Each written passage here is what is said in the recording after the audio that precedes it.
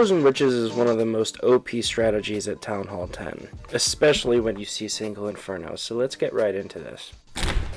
Bear with me here, I know it looks like a lot of steps, but it's really not, okay? So what you want to do is you want to pick an entry point that is on the opposite side of the base of the Town Hall, okay?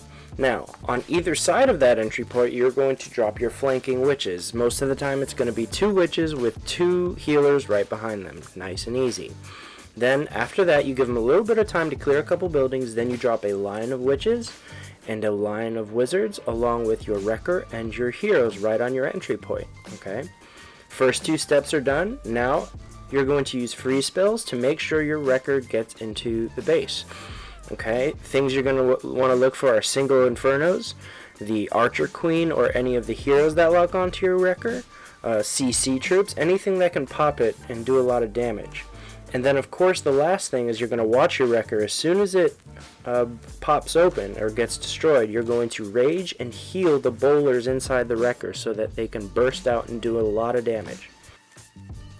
So this is a really self-explanatory army, and all the replays you're going to see are against single target Infernos, but I will say this is effective against multi-target Infernos as well.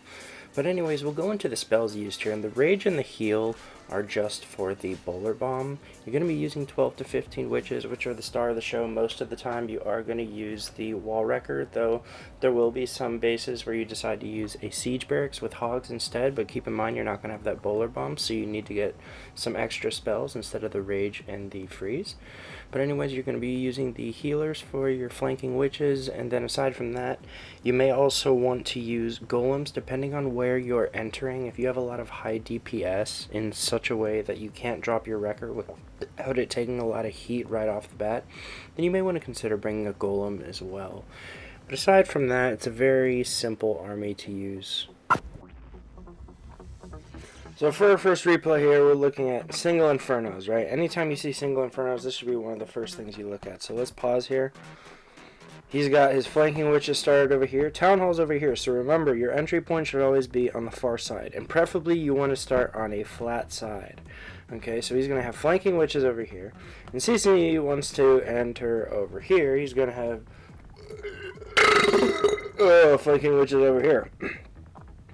Tesla farm pops out, and it's actually a good thing, so you can get that Tesla farm taken care of. These healers can heal through there. And once enough buildings are down that can keep most of his troops from walking, notice I said most of his troops, if 1 or 2 wizards walk, it's really not a big deal. Okay, so we have a little bit of a problem, which is the Queen does not go in, okay? But you do have the witches in there, and the max poison actually does do a significant amount of damage to anything that goes in there. So he both freezes and poisons the CC, which is the right thing to do. And that freeze was a little bit late, but anyways, so remember, on these replays, I'm not just showing perfect attacks, right? There are mistakes. So notice this Inferno here was locked onto his king. Anytime you get close to a single Inferno with your king, try to pop the ability early so that the barbarians can distract it. And in hindsight, he probably knew that. But anyways, now he goes ahead. And notice, when the wrecker popped, the freeze and the rage were already there, okay? So now the bowlers can do a lot of damage. And by the way, the base is already just cooked, right? That's just how powerful these witches are. And I'll just speed through this because by now this base is completely cooked. Nice and easy, right? Single Infernos really don't stand a chance.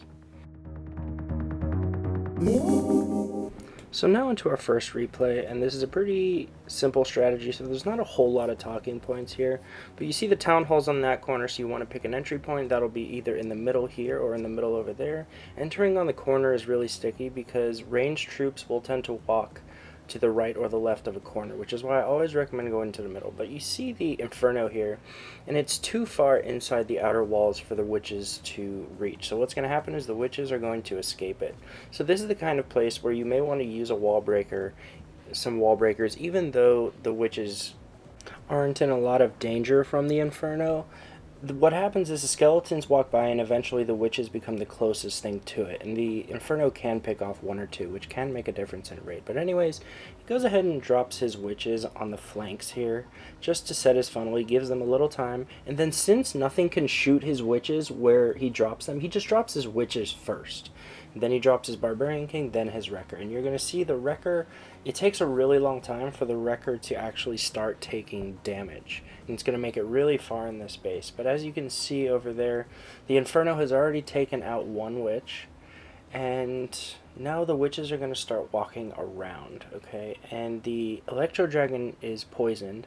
And whenever there are Electro Dragons in the CC, witches take care of it very easily. Because what happens is the skeleton goes under it, the Electro Dragon targets it, the skeleton dies, and then it retargets over and over. And most of the time, it doesn't ever get a shot off, okay?